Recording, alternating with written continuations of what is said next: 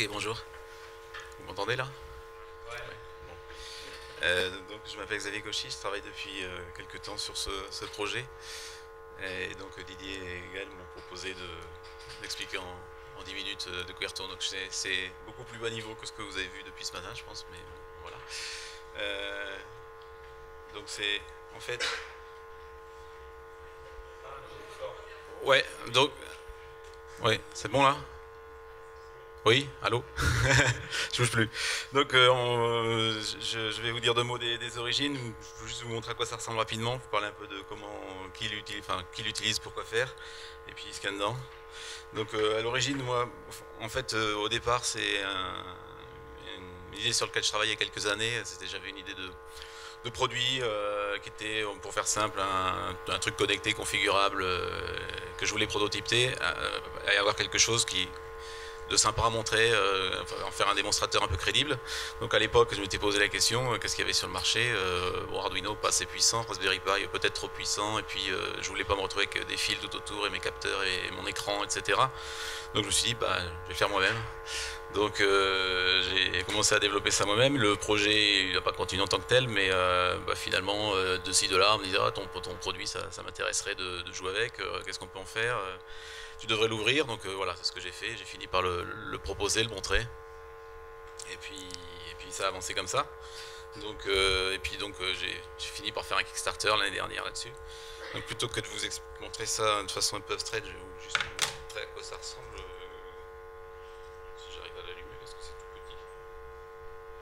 Voilà, donc en gros, c'est une petite plateforme de prototypage qui contient un micro, des capteurs, du Bluetooth, de la mémoire, etc.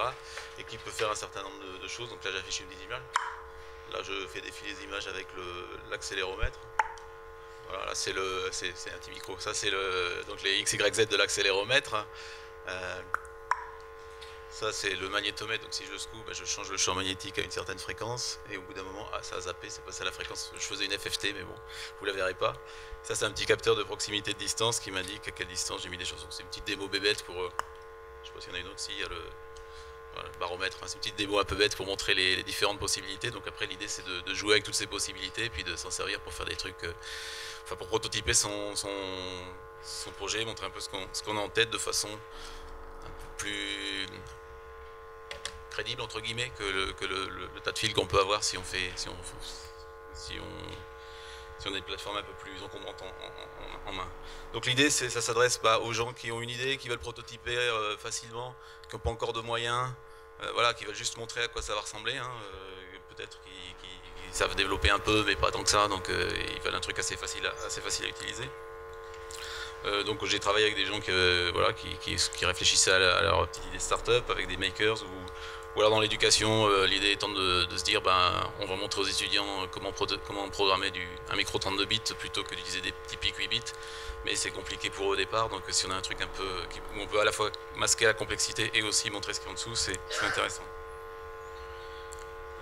Donc des petites démos qui ont été faites, soit des choses où le proto, la carte est embarquée dans le proto, par exemple il y avait une démonstration de punching ball où on mesurait la force de frappe avec l'accéléromètre, on sortait la force de frappe et on faisait tourner un petit algorithme là-dessus qui montrait ce que ça faisait, ou un petit robot, ou alors des choses de plus sur breadboard avec c'est prévu pour pouvoir se plugger avec un pitch de 0 à 1 mm facilement dans le breadboard et après on peut s'amuser avec ça. Et l'idée c'est aussi d'avoir un petit boîtier qu'on peut imprimer en 3D, il y a différentes versions, après on peut toujours le modifier si on veut, c'est le boîtier lui-même open source, et sinon il y en a des tout faits. Donc voilà, ce qu'on peut en faire, c'est prototyper ce genre de petites choses où on veut pas énormément de puissance de calcul, mais quand même quelque chose qui tient la route, avec tout un tas de capteurs autour, on va les détailler un tout petit peu après, et puis éventuellement afficher des résultats de façon compacte, pré-emploi. Donc un tout petit peu de détails sur le hardware. Au centre de tout ça, il y a un STM32L4, donc c'est un petit micro, un micro honorable 32 bits, c'est un Cortex M4 avec unité virgule flottante, avec des instructions DSP, donc qui commence à pouvoir faire des choses, et qui a l'intérêt d'être ultra low power. Donc on arrive à faire tourner ça à 80 MHz avec moins de 10 mA, donc voilà, on n'est pas dans la même gamme que certains trucs plus puissants mais qui vont consommer beaucoup plus évidemment. Donc ça avait cet avantage-là. Avec tout ça, donc il y a un tas de capteurs, bon vous les voyez, je vais pas tous les citer, ST aussi, mais en gros tous les classiques qu'on peut avoir dans ce genre de choses. Un petit microphone, celui que j'ai utilisé là pour changer les choses. J'ai embarqué aussi la mémoire pour éviter d'avoir à mettre une carte SD ou quelque chose. On a déjà 64 mégabits de flash dédié aux data, donc ça permet déjà de mettre je sais pas, 1 million de données de capteurs si on en veut, ou une centaine d'images, enfin il y a de quoi faire. Le petit écran que vous avez vu, c'est un écran OLED 160 par 128 full color qui est sympa et qui permet aussi de faire des petites démos sympas. Et au niveau connectivité, on a un Bluetooth, un module RF, un module précertifié Bluetooth Low Energy. Et puis un certain nombre de pins d'extension pour pouvoir rajouter des choses autour. Là, on profite du fait que le STM32 offre pas mal de possibilités là-dessus pour mettre des GPIO, des interruptions, tous les bus classiques, I2C, SPI, UART, etc. Puis un peu d'analogique, des ADC, des DAC et des entrées ampli-op. Donc ça c'est au niveau hardware, tout ça c'est dans la petite carte là. Ensuite au niveau soft, en bas il y a ce qui est fourni par les vendeurs de silicium, ARM, donc le bas niveau, tout ce qui fait abstraction des registres, etc. du micro. Les librairies ST, donc là il y a deux choix, il y a ce qu'ils appellent la HAL, qui est une librairie qui permet de piloter tous les périphériques, qui a l'avantage d'être très générique, faire plein de choses, mais qui est un peu lourde et pas toujours optimisée. Donc quand on va aller un peu plus vite, ils ont autre chose qui s'appelle les low-level drivers, qui sont, comme le nom l'indique, plus bas niveau, plus optimisés. Et au-dessus, donc moi j'ai développé une couche qui permet ne serait-ce que d'initialiser la carte en une instruction, puisque je sais comment tout est connecté là-dedans, et puis de quoi utiliser facilement les ressources qui sont dessus. Également préintégrer des middleware qui sont fournis par ST. Donc préintégrer, ça veut dire en fait, typiquement s'ils fournissent par exemple une stack USB et un file system qui est FATFS, donc il faut juste entre guillemets connecter ça, enfin leur faire comprendre que le média de stockage physique c'est la data flash qui est là-dessus, donc après l'utilisateur il n'a plus qu'à appeler une fonction et il a un USB qui marche, ou il peut appeler sans rien faire d'autre, utiliser l'API du FATFS. Pareil pour la librairie graphique qui permet de faire pas mal de choses, c'est une librairie assez puissante, où là il y a la glue qui est faite avec le contrôleur qui est de l'OLED finalement. Du coup on peut utiliser cette API pour afficher toutes sortes de primitives graphiques, du texte dans différents fonds de caractères, des images, etc. etc.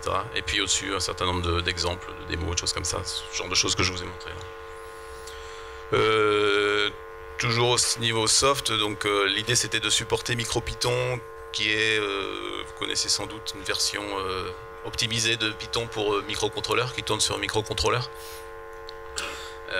C'est un gars qui a fait ça il y a 2-3 ans là en Angleterre, micropython.org, donc si vous voulez aller voir à quoi ça ressemble. Donc voilà, ça c'est en cours, ça a été porté par un des backers Kickstarter en l'occurrence. D'abord sur le STM32L4 et puis ensuite là-dessus, et ça va être réalisé bientôt. Et donc il y a des gens de RiotOS qui avaient travaillé là-dessus sur la première version l'année dernière, et on est en train de discuter qui était sur un ancien, la première version de micro c'était un L1, donc c'est pas le même micro. Ils sont en train de porter sur le nouveau micro, histoire qu'il y ait quelque chose d'un peu plus haut niveau disponible là-dessus. Voilà, donc en résumé, l'idée c'est d'avoir une plateforme qui soit à la fois compacte, basse conso, avec pas mal de features, qui soit à la fois puissante, sans vouloir aller concurrencer des Exynos ou des choses comme ça, hein. Mais assez facile à utiliser aussi pour quelqu'un qui veut déjà facilement montrer ce qu'il a en tête. Voilà, donc l'idée c'est de faire des démonstrateurs quand on veut quelque chose qui soit à la fois bien intégré, petit, léger, selon le genre de projet qu'on veut faire. Voilà, en 10 minutes, j'ai dû tenir 10 minutes je pense.